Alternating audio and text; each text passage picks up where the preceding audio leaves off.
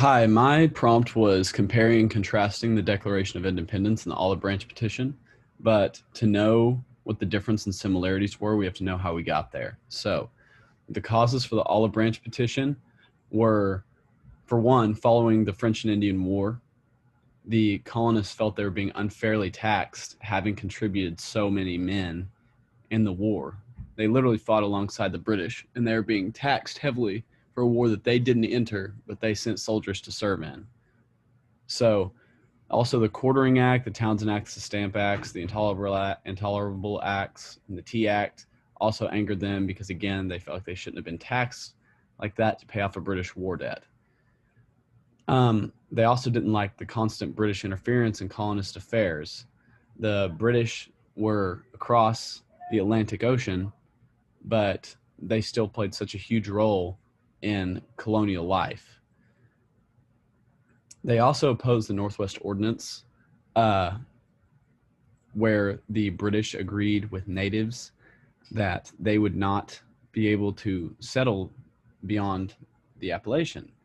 But the colonists did not like that. They thought that that was what they had fought the war for, and they should be able to settle there. Obviously, it would be wrong to continue taking Native American land, but this is just why the colonists were angry. All right, so the content found in the Olive Branch Petition. The colonists had extreme opposition to the amount of pull the British government was playing in their communities. They of course hated the taxation, and that was a big part of their complaints. They also hated the mock trials the British implemented in colonial society. So they would basically, for anything that a colonist would go to trial for, they would face a British court.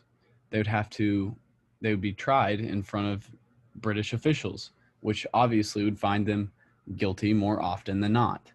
So they also, in the Olive Branch Petition, stated that they thought their importance was immensely more important than was being shown by British officials and the king and the taxes that he was putting on the colonists. They made sure to bring up that they contributed men in the war, the 7 Years' War, because they thought they should not be taxed as such since they had served. They also, a big part of the Olive Branch Petition is that they were very, very kind personally to the king. They wished him well. They wished him long reign. They made sure to include that they were British subjects, and they were happy to be that way as long as taxation and these mock trials and maybe some things were at least heard by the king and not taken so over the top. So the effects of the Olive Branch Petition. The king didn't even read it when it went to Britain. He ignored it completely.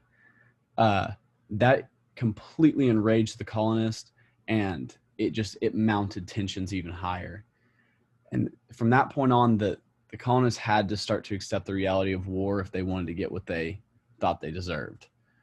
But following that, the word of that document being sent enraged the king, and the oppression of the British continued and grew in the colonies, as in more British officials and British soldiers sent to the colonies because they were worried about the colonies' unruliness.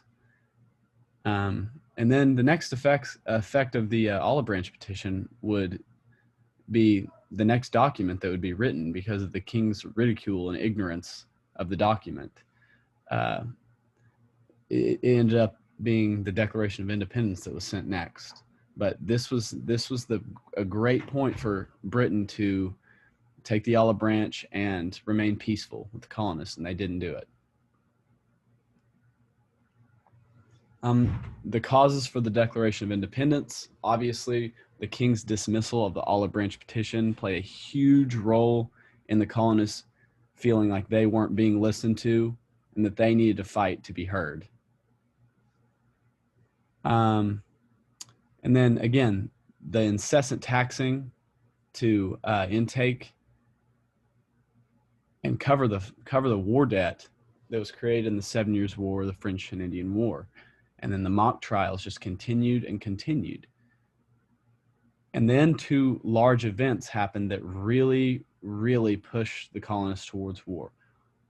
The Boston Massacre, which killed Crispus Attucks and Samuel Gray, really, really escalated the situation. And then Inspirations and Bravery was just seen in the Boston Tea Party, to where the colonists just became less scared to stand up and to create havoc for the British.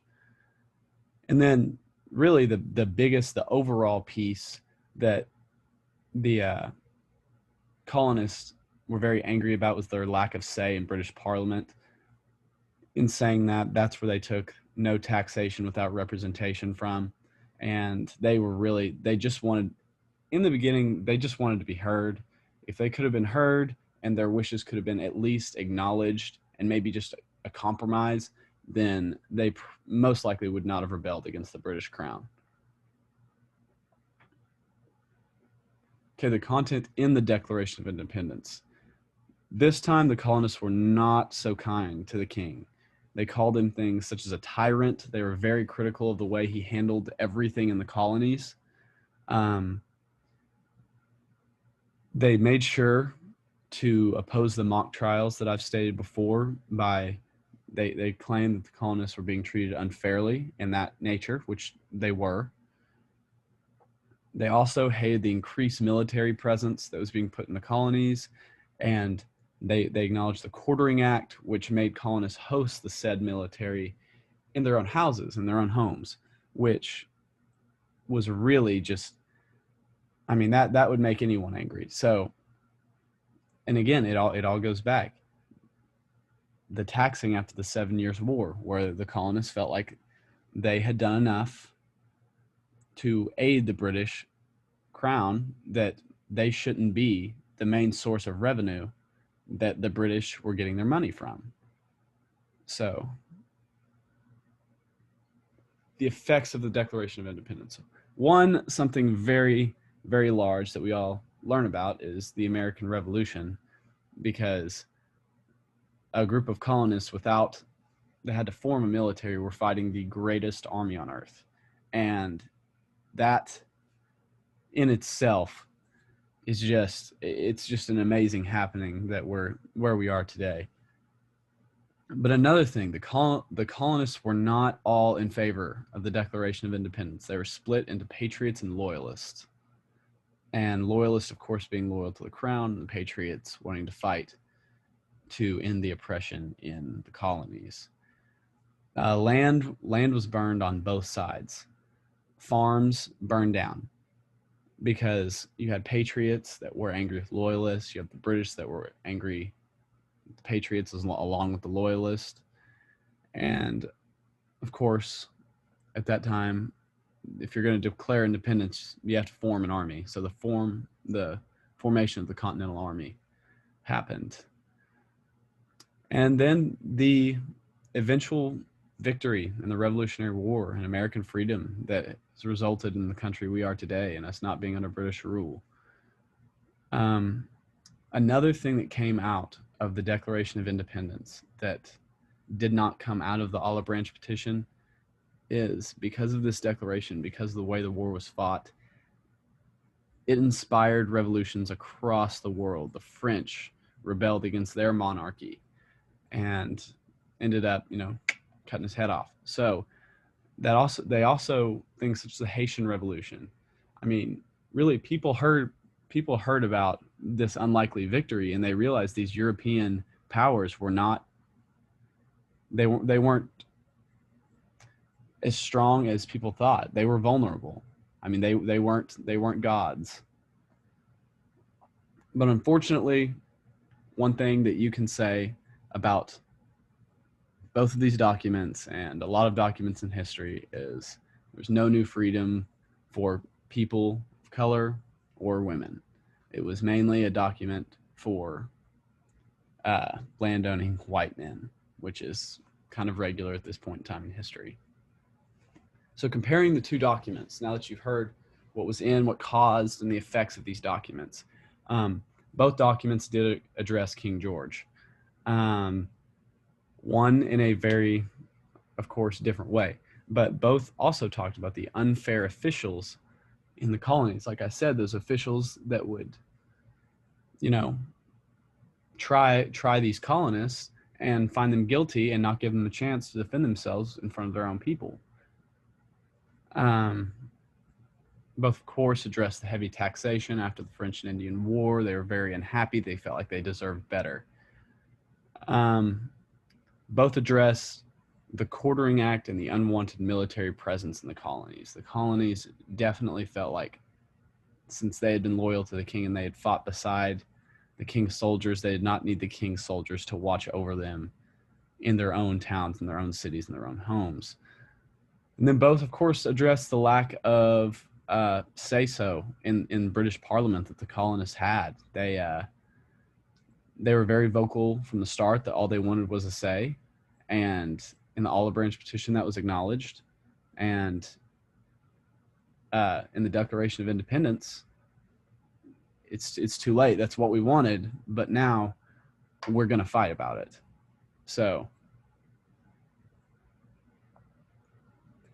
contrasting the two documents, as many similarities as there are in these two documents, some key differences is that the Olive Branch Petition really wanted to reconcile with the king. It wanted to say, hey, we just want to be heard, and if you could do a couple things for us, then we will go back to being happy, proud, nationalistic British subjects.